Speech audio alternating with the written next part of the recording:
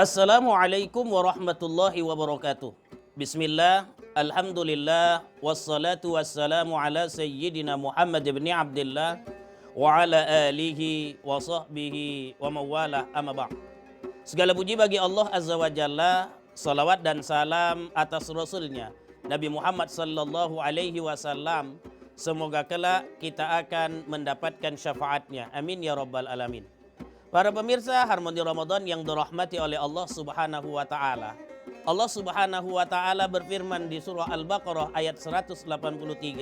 Ya ayyuhalladzina amanu kutiba alaikumus siyam kama kutiba alal ladzina min qablikum la'allakum tattaqun.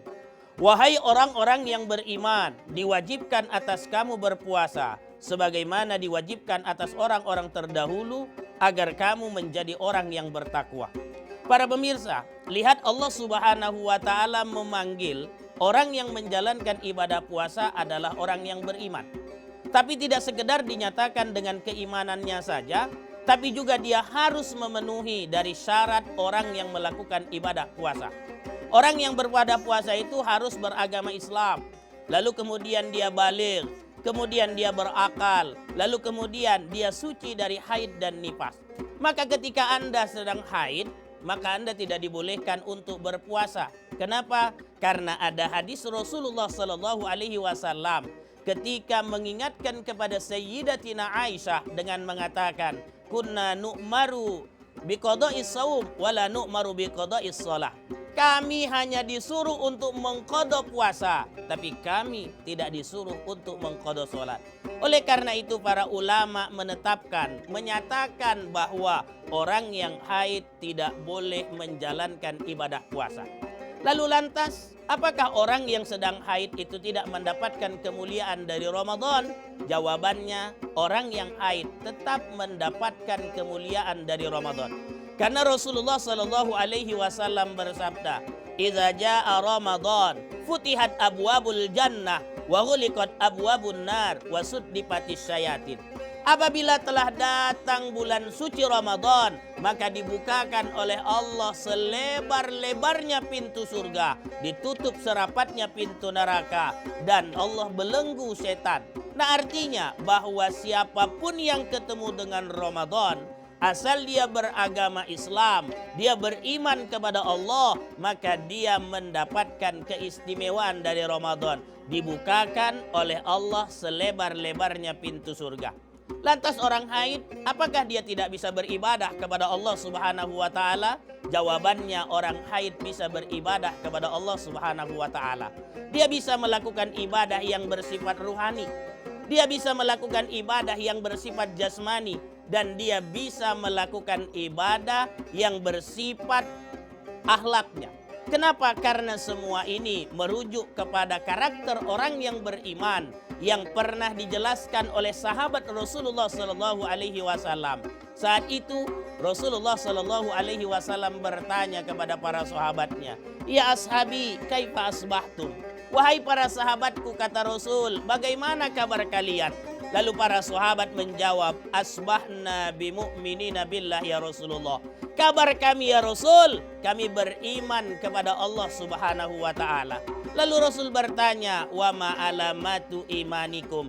Apa tanda iman kamu? Lalu para sahabat menjawab, nasbiru alal bala wa nashkuru alal raha wa nardo biqadaillah. Kami sabar saat diuji oleh Allah, kami bersyukur saat diberi kenikmatan oleh Allah, dan kami ridha dengan apa yang telah ditetapkan Allah pada diri kami. Artinya bahwa setiap orang yang beriman, ketika dia bisa memerankan tiga karakter orang yang beriman ini, maka dia akan layak disebut sebagai orang yang dicintai oleh Allah Subhanahu wa taala. Oleh karena itu, orang haid tetap dia berpeluang bisa untuk menjadi orang yang istimewa di Ramadan ketika dia berperan dengan tiga hal tadi. Mampu sabar saat diuji, mampu bersyukur saat diberi kenikmatan, mampu ridho dengan ketentuan Allah Subhanahu wa taala. Amalia tersebut bisa dia lakukan. Ketika dia ketemu dengan masa haidnya, apa yang harus dia lakukan? Kalau dia berbicara tentang amalan hariannya, tentu yang pertama dia bisa tersenyum. Bukankah kata Nabi, senyum itu adalah bagian dari sedekah. Tabassumuka ila akhika sedekah. Senyummu terhadap saudaramu itu adalah sedekah. Para pemirsa Harmoni Ramadan yang dirahmati oleh Allah Subhanahu wa taala, ada pertanyaan nih yang pertama dari netizen. Kalau sedang haid, apakah boleh memegang Al-Qur'an, Ustaz? Jawabannya, para pemirsa Harmoni Ramadan, para ulama berbeda pendapat. Tapi saya pribadi yang mengikut kepada mazhab Imam Syafi'i menyatakan bahwa orang haid tidak boleh memegang Al-Qur'an. Apa sebab? Karena Rasulullah Sallallahu Alaihi Wasallam berfirman, karena Rasulullah Sallallahu Alaihi Wasallam bersabda, la yamassuhu illal mutahharun, bahwa Al-Quran itu tidak boleh dipegang kecuali oleh orang yang dalam keadaan bersuci. Maka orang haid kan tidak bisa bersuci. Maka yang dilakukan oleh orang haid adalah dia jangan pegang Al-Quran ketika di bulan Ramadan. Sebab karena memang dia belum kondisinya bersuci. Orang haid baru dikatakan bersuci saat haidnya berhenti, lalu kemudian dia melakukan mandi wajib, dan kemudian barulah dia bisa mendirikan sholat, barulah dia bisa memegang Al-Quran. Meski di Ramadan dikatakan itu Al-Quran diturunkan oleh Allah Subhanahu wa taala, tapi orang haid tidak bisa memegangnya di saat Ramadan karena Allah Subhanahu wa taala melarang kita untuk memegangnya. La yamassuhu illal mutahharun, tidak boleh dia disentuh kecuali dalam keadaan bersuci. Oleh karena itu, maka yang harus kita lakukan ketika kita haid, jangan sentuh Quran, tapi lakukanlah amaliyah yang lain. Tadi yang pertama saya katakan, kita bisa melakukan dengan bersedekah. Yang kedua, kita bisa melakukan dengan bersedekah. Jadi kemudian kita tadi dengan senyum, lalu kemudian ini betul-betul sedekah. Karena sedekah di Ramadan pahalanya dilipat gandakan oleh Allah Subhanahu wa taala. Ketika kita bersedekah kepada orang yang berpuasa, maka kita akan mendapatkan pahala persis seperti orang yang sedang berpuasa. Oleh karena itu, ini bisa kita lakukan. Lalu amaliyah apa lagi yang bisa kita lakukan agar kita dapat nilai istimewa di Ramadan? Tentu jawabannya adalah kalau kita sudah berumah tangga, kita patuh kepada suami kita. Kalau kita belum berumah tangga, artinya kita masih remaja, kita patuh kepada orang tua kita. Ketika kita patuh kepada orang tua, disinilah menjadi jalan buat kita mendapatkan peluang masuk ke dalam surganya Allah, karena kita patuh dengan apa yang diajarkan oleh agama. Lalu amaliyah apalagi yang bisa kita lakukan, Ustadz, kalau kita misalnya dalam kondisi haid? Yang kita lakukan selanjutnya adalah kita lakukanlah amal yang paling disukai oleh Rasulullah Sallallahu Alaihi Wasallam.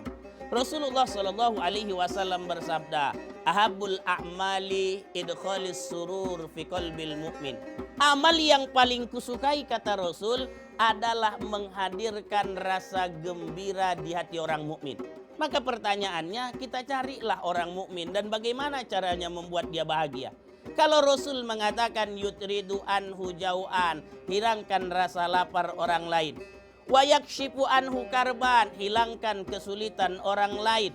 Wa yakdi lahu dainan, atau selesaikan urusan utangnya.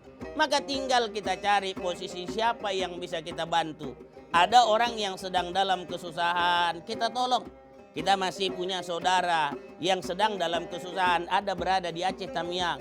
Maka kita bisa membantu lewat donasi. Donasi yang kita lakukan, kita niatkan semata-mata karena Allah. Meski haid, kita tidak terbatas dari hal amal ibadah di Ramadan.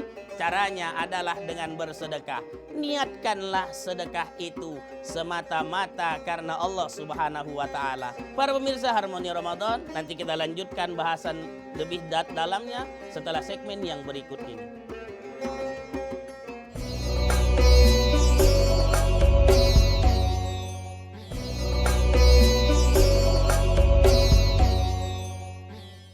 Para pemirsa Harmoni Ramadan yang dirahmati oleh Allah Subhanahu wa taala. Kita ulang sedikit apa yang dikatakan oleh Rasulullah sallallahu alaihi wasallam. Rasul bilang, khoslatani la syayabdalu min al-imanu billah wa naf'ulil muslimin. Ada dua perkara yang tidak dapat mengungguli keduanya. Yang pertama iman kepada Allah, yang kedua adalah bermanfaat buat orang muslim lainnya. Nah, ketika berbicara tentang bermanfaat buat orang muslim lainnya, orang haid ini punya kesempatan waktu yang istimewa. Dia tidak terbatas oleh hal-hal yang bisa menghalanginya. Kalau dia misalnya dalam keadaan tidak haid, mungkin akan ada keterbatasan terkait dengan sholat. Ketika dia masuk waktu sholat, dia harus berhenti dari pekerjaannya. Tapi ketika dia tidak haid, maka dia bebas melakukan segala hal yang bisa memberikan manfaat buat orang lain. Maka ketika kita haid, tidak boleh kita membenci Allah Subhanahu wa Ta'ala. Tidak boleh juga membenci apa yang telah diciptakan oleh Allah Subhanahu wa Ta'ala. Bukankah di dalam Al-Quran Allah mengatakan, Wallahu khalaqakum wa ma ta'malun. Allah yang menciptakanmu dan apa yang kamu perbuat. Bukan tidak sedikit para pemirsa Harmoni Ramadan yang dirahmati oleh Allah, ada orang yang ketika datang haid sampai dia mengatakan, aduh, kenapalah haid ini datang. Dan dia merasa kesal, mungkin karena persoalan dia tidak bisa berpuasa. Berpuasa mungkin dia tidak bisa melakukannya, tapi amaliyah yang lain dia bisa melakukannya. Amaliyah berbuat baik kepada orang lain dia bisa melakukannya. Bukankah ketika itu dia sedang mengamalkan hadis Rasulullah Sallallahu Alaihi Wasallam yang kita sebutkan tadi, an-naf'u lil muslimin, memberikan manfaat buat orang muslim. Memberikan manfaat buat orang muslim ini juga harus kita barengi dengan niat semata-mata mengikut apa yang disuruh oleh Rasulullah Sallallahu Alaihi Wasallam. Karena Allah Subhanahu Wa Ta'ala di dalam Al-Quran menyatakan bahwa syarat untuk menjadi kekasih Allah adalah ikuti apa yang disuruh oleh Rasulullah Sallallahu Alaihi Wasallam. Allah mengatakan, Qul in kuntum tuhibbunallaha fattabi'uni yuhibbukumullahu wa yaghfir lakum dzunubakum wallahu ghafurur rahim. Katakan ya Muhammad kepada umatmu, jika kau ingin dicintai oleh Allah Subhanahu wa Ta'ala, maka ikutilah aku, niscaya Allah akan mencintaimu, niscaya Allah akan mengampuni dosa-dosamu. Artinya, ketika kita mengikuti apa yang diarahkan oleh Rasul, maka kita akan menjadi orang yang dicintai oleh Allah Subhanahu wa Ta'ala. Para pemirsa Harmoni Ramadan yang dirahmati oleh Allah, buat Anda yang sedang haid, ketika haid datang jangan pernah sesali, jangan juga sibuk meminum obat agar bisa melakukan ibadah 1 bulan penuh di Ramadan. Ketika haid datang, terimalah dengan lapang dada, terimalah dengan ketentuan yang telah ditetapkan oleh Allah Subhanahu wa Ta'ala. Para pemirsa Harmoni Ramadan yang dirahmati oleh Allah, ini ada lagi nih pertanyaan dari netizen. Pertanyaannya adalah, kalau sedang haid kita merasa senang karena sementara bebas dari sholat dan lain-lain. Itu salah nggak Ustadz punya perasaan seperti itu? Para pemirsa Harmoni Ramadan yang dirahmati oleh Allah Subhanahu wa Ta'ala, menyikapi keadaan ini sebenarnya adalah dengan menggunakan hadis Rasulullah Sallallahu Alaihi Wasallam. Apa kata Rasul? Ajaban li amril mu'min, sungguh mengagumkan urusan orang mukmin. Inna amrahu khair, segala urusannya semua baik. Walaysa zaka li ahadin illa lil mu'min, dan itu hanya diberikan oleh Allah untuk orang yang mukmin. In asabahu syarra syakara fakana khairallah, wa in asabahu dharra sabara fakana khairallah. Jika dia mendapatkan kenikmatan, dia bersyukur, itu adalah baik baginya. Jika dia mendapatkan musibah, dia bersabar, itu adalah baik baginya. Maka terkait dengan pertanyaan yang diajukan netizen tersebut, maka jawaban kita adalah tergantung bagaimana dia menyikapinya. Ketika dia merasa bersyukur karena bisa membantu orang tanpa batas waktu, ini adalah bagian dari ibadah yang istimewa. Ketika dia bisa bersabar, ini juga adalah bagian dari istimewa. Sabarnya di mana, Ustaz?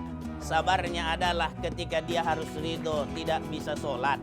Walaupun di dalam sholat itu kata Rasul ada sisi-sisi ampunan Allah Subhanahu wa Ta'ala. Maka carilah di saat dia sedang haid yang dia diharuskan sabar untuk tidak bisa sholat, dia jadikan peluang lain untuk mendapatkan ampunan Allah Subhanahu wa Ta'ala.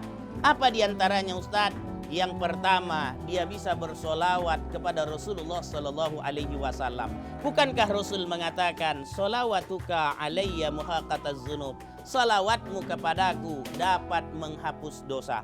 Dia bisa melakukan dengan cara apa lagi? Dengan cara beristighfar kepada Allah Subhanahu wa taala. Fakultu astaghfiru rabbakum innahu kana ghaffara. Yursilis sama alaikum midrara wa yumditkum bi amwali wa banin wa yaj'al lakum jannati wa yaj'al lakum anhara. Di surah Nuh ayat 10 sampai dengan 12 kita disuruh oleh Allah Subhanahu wa taala untuk memohon ampun kepadanya. Bahkan Rasul malah menyuruh kita agar banyak-banyak beristighfar kepada Allah Subhanahu wa taala lewat sabdanya, "Man aksarul istighfar ja'alallahu lahu min hammin faraja wa min kulli dhaikin mahraja wa razaqahu min haitsu la yahtasib." Siapa yang memperbanyak memohon ampun kepada Allah Subhanahu wa taala, maka kedukaannya akan dihilangkan oleh Allah. Kesulitannya akan dibukakan jalan keluar oleh Allah dan dia akan mendapatkan rizki yang tak disangka-sangka. Para pemirsa Harmoni Ramadan yang dirahmati oleh Allah Subhanahu wa taala, nanti kita lanjutkan pembahasan setelah segmen yang berikut ini.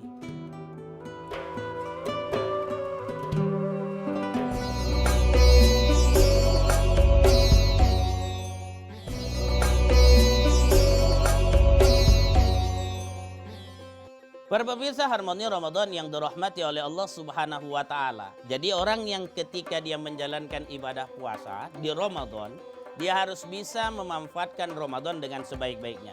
Begitu juga halnya dengan orang yang bertemu Ramadan, yang kadang dia bisa berpuasa, bisa sholat, atau terkadang dia tidak bisa puasa dan tidak bisa sholat.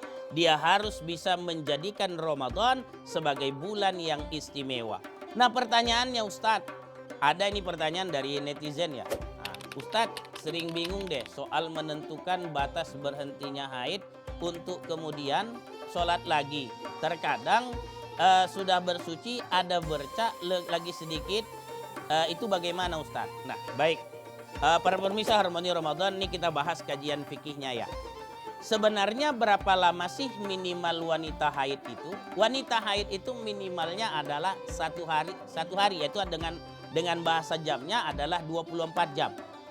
24 jam jumlah darah yang keluar itulah yang dikatakan sebagai darah haid. Maksimalnya berapa lama? Maksimalnya adalah 15 hari. Maka tinggal para pemirsa Harmoni Ramadan yang perempuan yang sedang haid dicek. Kira-kira haidnya ini udah lebih nggak nih darahnya yang keluar 24 jam. Jadi bukan setiap darah itu dianggap sebagai darah haid. Karena ada darah yang dinamakan dengan darah istihadah. Kapan darah istihadah itu terjadi? Saat darahnya yang keluar kurang dari 24 jam. Maka pemirsa Harmoni Ramadan dicek dulu darahnya. Kira-kira ini berapa banyak sih darahnya yang keluar.